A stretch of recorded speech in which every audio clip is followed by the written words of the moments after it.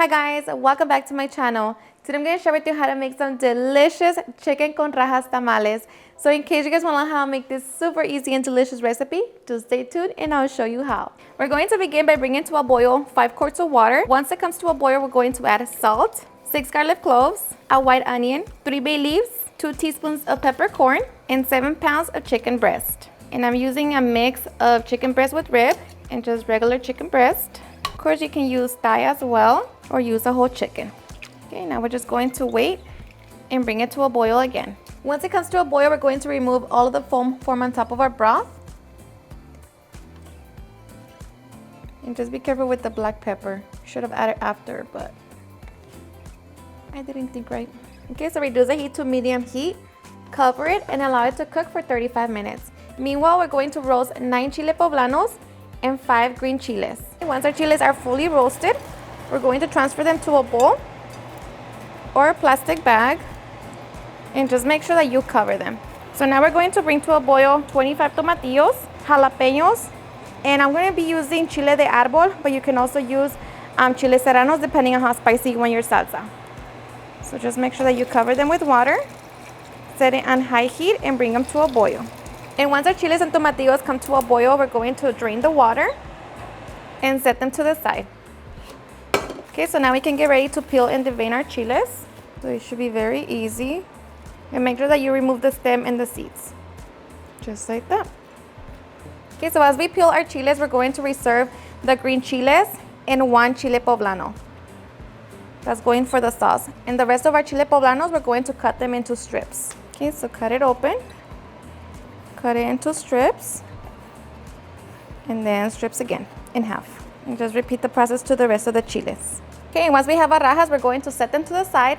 And at this point, our chicken should be ready, so now we can get it out of the broth. Okay, so after we have our chicken, we're going to give it a few minutes, so like that it's easy for us to shred it. Meanwhile, we can go back to making our sauce. To a blender, we're going to add all of our tomatillos and chiles. To that, we're going to add 4 garlic cloves, a half of a white onion, half a cup of chicken broth. We're going to add 1.5 teaspoons of black pepper, 1 teaspoon of oregano, half a teaspoon of cumin seeds, and chicken bouillon. So we're going to blend until we have a smooth sauce. Okay, so once we have that blended, we're going to add a handful of cilantro, our green peppers, and chile poblano. And now we're going to blend until we have a smooth sauce again. Okay, so once we have our green sauce, now we're going to set it to the side so we can shred our chicken. Okay, just get ready to shred the chicken. Once we have our chicken all nice and shredded, now we can put it all together.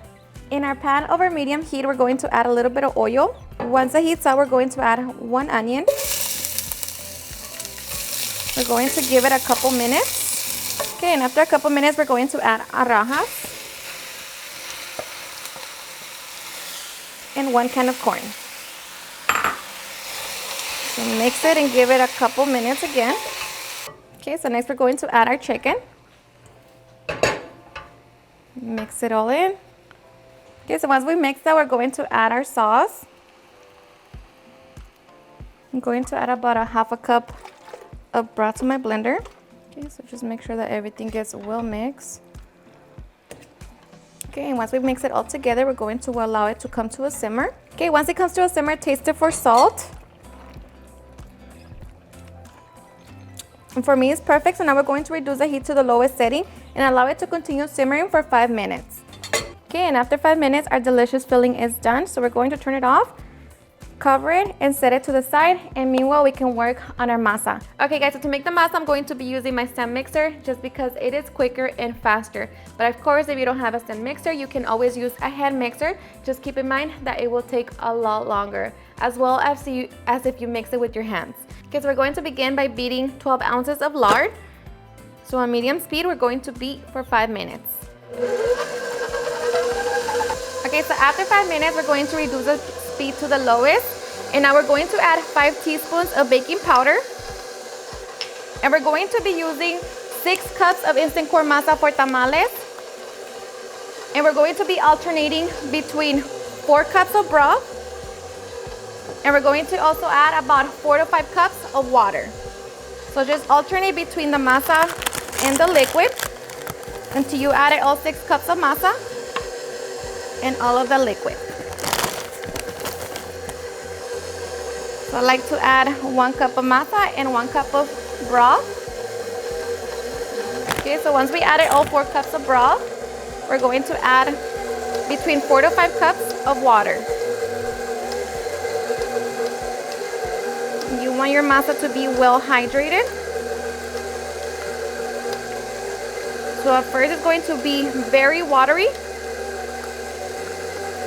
but once it sits, it will come together. So just trust the process. Okay, so after adding all of the liquid, we're going to speed it up on medium speed and allow it to mix for 15 minutes. After 15 minutes, throw a piece of masa in a cup of water and the masa has to float. And if it doesn't, go ahead and add about a 1/4 cup of water, mix for 2 minutes and test it again until the masa floats. Once we have our masa, we're going to cover it and allow it to rest for 20 minutes. Okay guys, so after 20 minutes, your masa should be ready. So as you can see, it's nice and fluffy. And now we're going to begin to spread it on our corn husk. Your corn husk, make sure that they have been pre-soaking and grab the soft side. Now we're just going to grab our masa. Okay, and just spread it however is easier for you. You should spread like butter. Just make sure that you don't make them too thin. Okay, so now we're going to grab our filling. And you can add cheese if you like, but add enough filling. Grab one end of the corn husk, cover the filling, grab the other end, overlap it, grab the tail, and fold, just like that. Okay. And now we're going to repeat the same process to the rest of our corn husk. Alright guys, so once we have our tamales ready, now we're ready to place them on our steamer pot. So just stand them up. Okay, once we have them all on our steamer pot, we're going to cover them with the kitchen towel and then with the lid. And you want to make sure that your steamer pot is completely sealed. So I like to add a molcajete on top. And now we're just going to allow them to steam for 2 hours on medium heat. Alrighty guys, so after 2 hours, our tamales should be done. Going to turn it off and carefully lift up the lid. Okay, so now we're just going to get our tamales out. So we're going to get the tamales out and allow the masa to set. Alright guys, so after 5 minutes, our tamales are ready. So now we can get ready for the fun part. So just grab your tamale and look at that. My favorite part, the masita. So don't waste it. And I'm just going to top it with a little crema mexicana, but of course these tamales don't need anything. And a little bit of the salsa verde that was left out. Okay, and now we can get ready to enjoy. Alrighty guys, and now for the best part, the taste test. Now I am so ready. Let me tell you guys that these tamales are seriously super easy to make. And of course, you know, the masa is always perfect. Look at that. So ready. And my salsa is a little bit spicy. You know, I added the green chile de árbol. But of course, if you don't add them and instead you just want to use jalapenos, then feel free to do so. But I like it. We like it a little bit on the spicy side. You know, just still enjoyable, but have a little hit of the spiciness. So now I'm ready. So cheers and enjoy. And if you love rajas and chicken, then you're going to definitely love these tamales. These are perfect. Irresistible. Everybody loves them, so hope you give them a try. Cheers and enjoy.